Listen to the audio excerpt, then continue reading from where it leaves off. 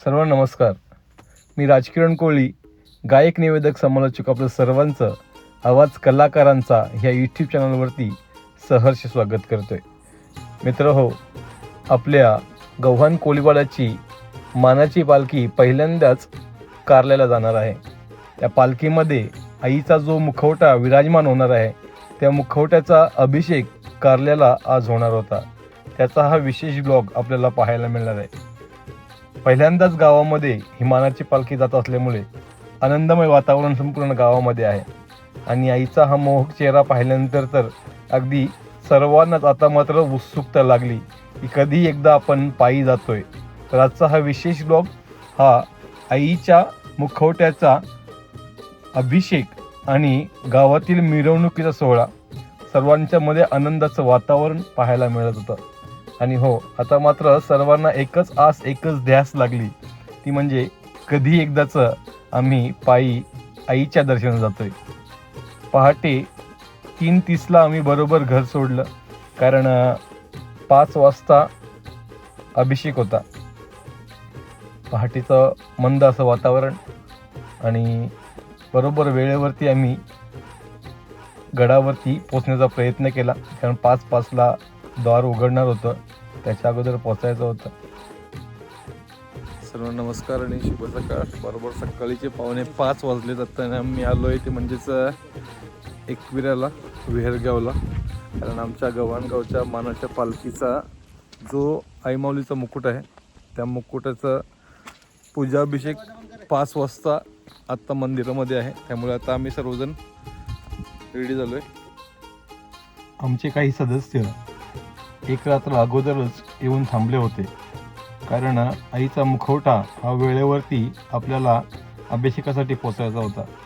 मी, विशालजी कोळी, किशोरजी कोळी, संतोषजी कोळी यांनी मात्र बरोबर 15 मिनिटांमध्येच गड गाठला आणि द्वार उघडायच्या अगोदर आम्ही बरोबर वेळेवरती पोचलो. तसं पाहायला गेलं तर एवढ्या सकाळीही भक्तांची तुरळक गर्दी होती. वातावरण जर तुम्ही पाहिलं तर अतिशय आल्हाददायक, आनंदमय आणि हवेची शिरशिरी ही अचानक अंगावरून वाहून जात होती. गडाचं हे मोहक रूप पाहताना अगदीच भारावून गेल्यासारखं होत होतं.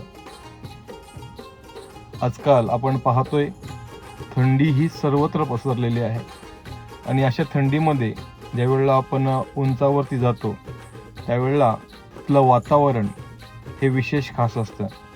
आणि ज्यावेळेला आपण एकविरा आईच्या दरबारामध्ये येतो, मग दुग्धशर्करा योग हा कायम पाहायला मिळतो.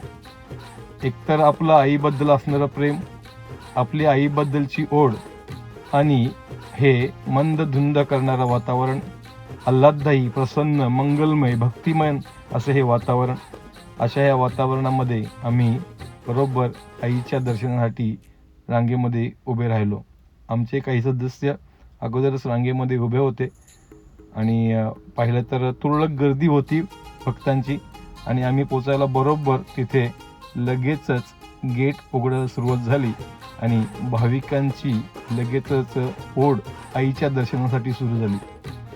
प्रत्येक येणारा आईचा भाविक भक्त, मग ते आगरी कोळी कराडे असतील किंवा आईचे कोणतेही भक्त असतील, हे आईच्या दर्शनासाठी कायमच ओढ लागलेली असते त्यांना.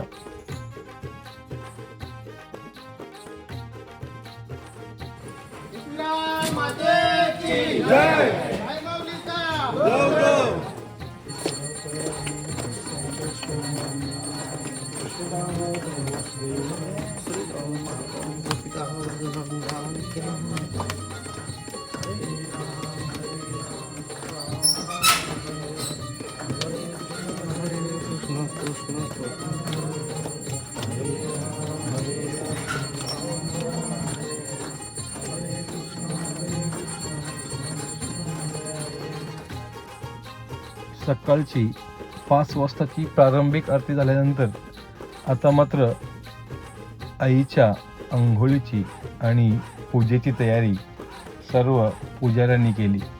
तोपर्यंत ज्या ज्या मानाच्या अभिषेकांची ज्या ज्या व्यक्तींनी अगदीच खूप अगोदरपासून पावती फाडली होती, त्या व्यक्तींना मात्र अभिषेकाची तयारी करण्यास सुरुवात केली आणि निश्चितच जसा असा वेळ पुढे गेला तसा प्रत्येकाला मात्र बोलावून यथासांग विधी करत आपल्या आपल्या मुकुटांची योग्य ती पूजा केली.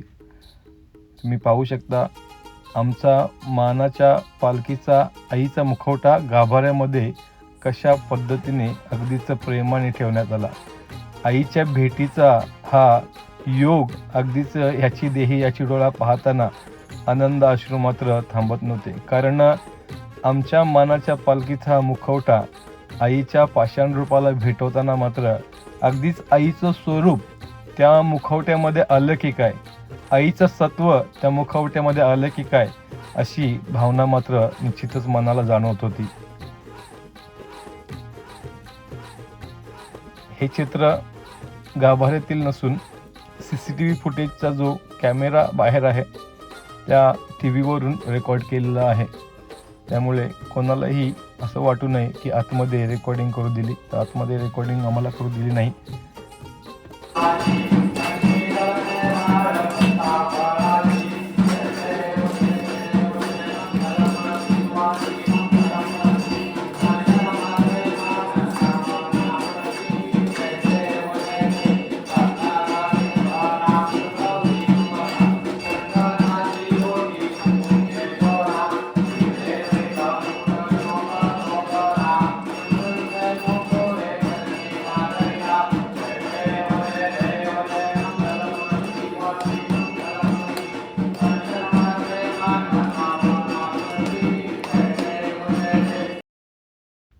अशा प्रकारे आईची सकाळी 5 वाजताची आरती, तसेच आईचं अभिषेक पूजा आणि मुखवट्यांची सर्व अभिषेक पूजा केल्यानंतरची ही आरती आज आम्हाला मिळाली. त्याचा खूप आनंद होता.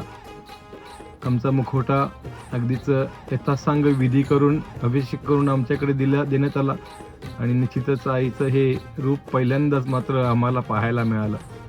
आपण कितीही बाजारामधून कितीही मुखवटे भारी आणले तरीही ज्या वेळेला त्या मुखवट्याची भेट आईसोबत होते आणि आईचं सत्व त्यामध्ये ज्या वेळेला उतरतं त्यावेळेला त्या मुखवट्याचं तेज हे वेगळ्या पद्धतीने पाहायला मिळतं.